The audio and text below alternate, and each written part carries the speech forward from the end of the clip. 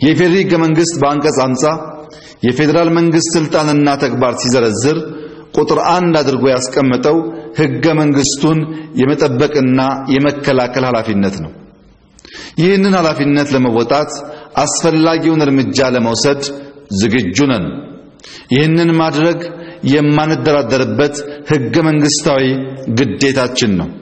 በሕገ መንግስቱና በሕገ መንግስታዊ ስርዓቱ ካልሆነ በስተቀር የጨረባ ምርጫ ለማድረግ መነሳት ሀገርንና ህዝብን ለከፋ አደጋ የሚዳርግ በመሆኑ መንግስት ሀገርንና የህዝብን ደህንነት ለመጠበቅ ሲል ወሳኝ እርምጃ ለመውሰድ ይገደዳል። ስልጣን የሚፈልጉ የፖለቲካ ኃይሎች የሐሳብ ክርክሮቻቸው ወጣቱንና እናቶችን በማይጎዳ መልኩ እንዲያደርጉት ይመከራሉ። ፖለቲከኞች ስልጣን እንዲይዙ ወጣቶች ማለቅ፣ እናቶች ማልቀስ፣ ቤቶች መፍረስ፣ ህዝቦች መፈናቀል የለባቸው። የኢትዮጵያውያን ጫንቃ ይህንን ከሚሸከምበት ደረጃ አልፏል። የኮሮና ቫይረስ ስጋት ተጋርጦብን የሀገር ሉዓላዊነትና ደህንነት ለአደጋ ተጋልጦ ባለበት ጊዜ ስልጣንን ያለ ምርጫና ከህግ አግባብ ውጪ በሁከትና በብጥብጥ ካልሰጣችሁኝ አገር አተራምሳለሁ የሚለው ማንኛውም ኃይል እንደማንታገስ ከወዲሁ በግልጽ ለመንገር እንፈልጋለን። ለዚህም በሁሉም ረገድ በቂ ዝግጅት ያለን መሆኑን እንዲታወቅ እንፈልጋለን።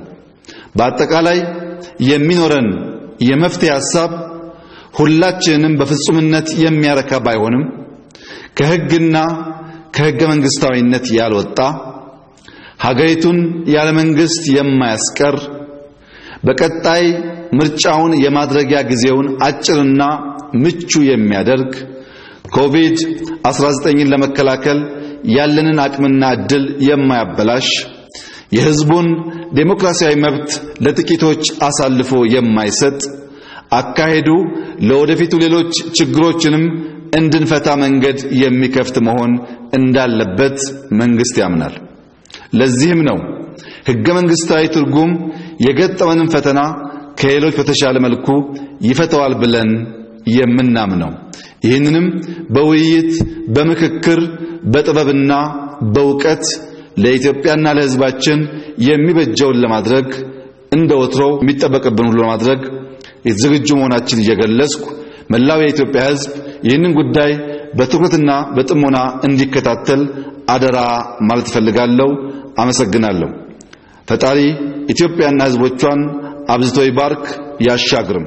ኦሮሞ ደመቀ ጃረሜ ሂደቴ ኢትዮጵያ ብትነሱ ቀማ ኢትዮጵያ ብትኖፍት ቆፋት ኦሮሞ ነጋከኑ ዘንዳ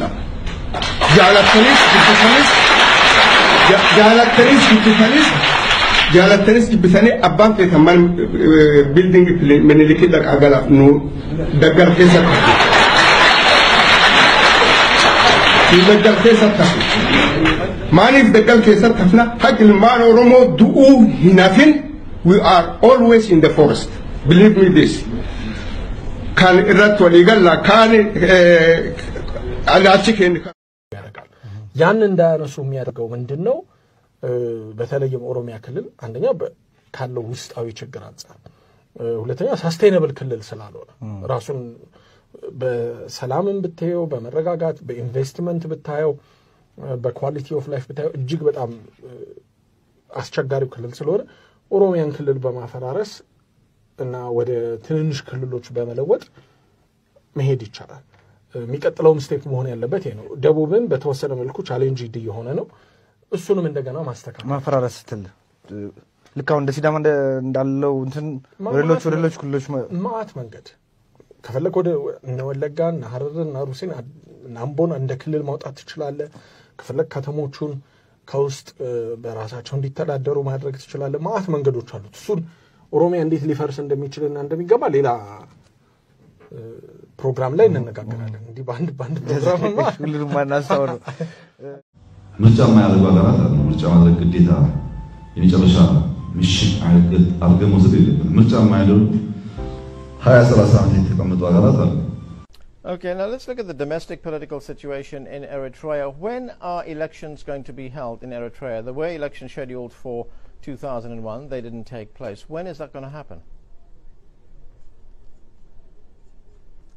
What elections? Elections in Eritrea.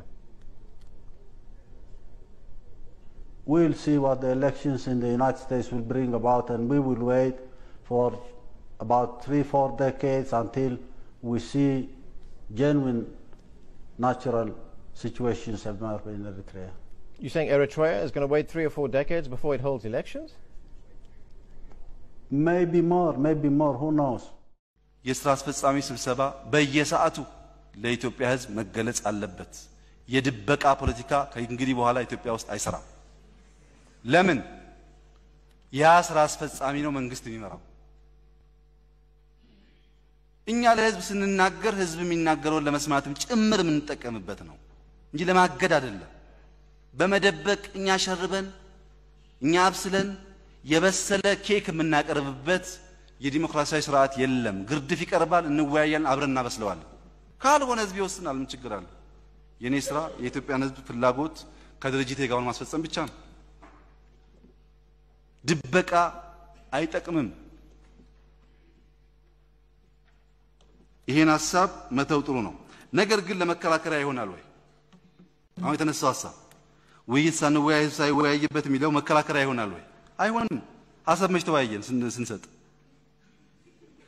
እንደዚህ አይነት ሎጂካል ያልሆነ አርጊውመንት ለጊዜያዊ ፖለቲካ ትርፍ ብቻ የሚጠቅም እንጂ አይጠቅምም።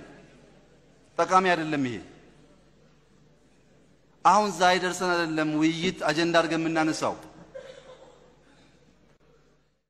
አንድ መንግስት ያለው እኔ የመራው መንግስት ቢያንስ ለአንድ አመት ተኩል ከአንድ አመት ተኩል በኋላ ምርጫ ሲካሄድ እኔና ድርጅቴን ካልመረጣችሁ አቅፌ ስም ይሰጣችኋል። ችግር አይደለም።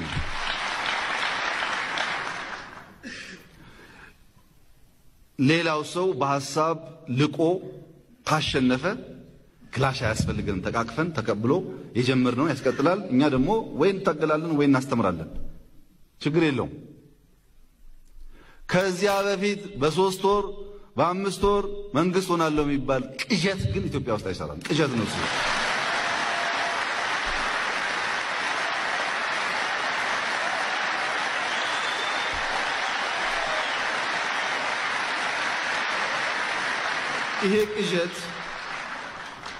ይሄ ቅዠት የማይሰራበት ምክንያት እንኳን በፈቅድ ወገኖቼ እንኳን በፈቅድ አንድ አመት ተኩል ታግሶ ማሸነፍ ያልቻለ ፓርቲ ነገ መጥቶ እዚህ ቢገባ ያምሰናል እንጂ እንዴት ይመራናል?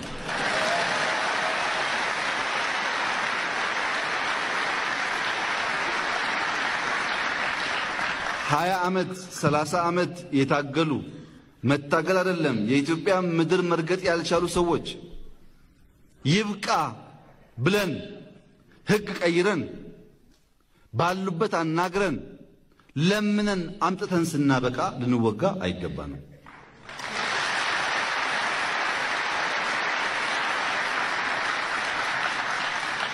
ትክክል አይደለም ይሄ። እኛ እኮ ውጊያ ይቅር ኑ ያልንበት ዋናው ምክንያት ኤርትራ ላይ የነበረው ውጊያ፣ ሶማሌ የነበረው ውጊያ ወለጋን ይመጣ እኮ አይደለም። እንደዛ እኮ አይደለም ሐሳቡ። እኛ ያልነው ወንድሞቻችን እስከ መቼ ኤርትራ ይቀመጣሉ? ነገርየው እንደው ፍሬ ያፈራ የሁሉ ዓመት ተቀምጠው መቀመጥ ነው። እንደዚያ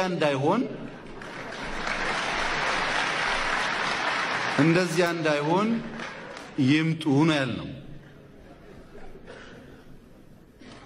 ይኸውላችሁ አንድ ነገር መገንዘብ አለባችሁ መምህራን። የኢትዮጵያ መንግስት ዲክታተር ለመሆን ጫፍ ላይ ያለ መንግስት ነው። ጫፍ ላይ ልምምድ የለውም ዲሞክራሲ ላይ።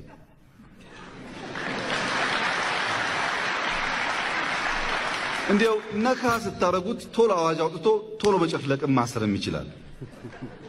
ይሄን ታውቁታላችሁ። ይሄ ግፊት ጥሩ አይደለም። እኛ ከእንግዲህ በኋላ ለኢትዮጵያ ዲሞክራሲ ያስፈልጋል ብለን ስለምናምን ብዙ እየሆንን ታግሰናል ከምንናገረው በላይ። ለምሳሌ ወለጋ ባለፉት 3-4 ወራት ችግር በነበረበት ሰዓት ከድርድርና ከልምምጥ ውጪ ወደ ግጭት አልገባንም። ታውቃላችሁ በየቦታው ጥያቄ ቢነሳም ግድ የለም በሰላም እያል። ስለዚህ ወንድሜ ጥያቄ ትክክል ነው። አሁንም ለውጊያ የምታስቡ ሰዎች ተው ባካችሁ፣ ክላሻችሁን አስቀምጡና እንነጋገር። በውይይት በምክክር በምርጫ ሀገር እንመራ።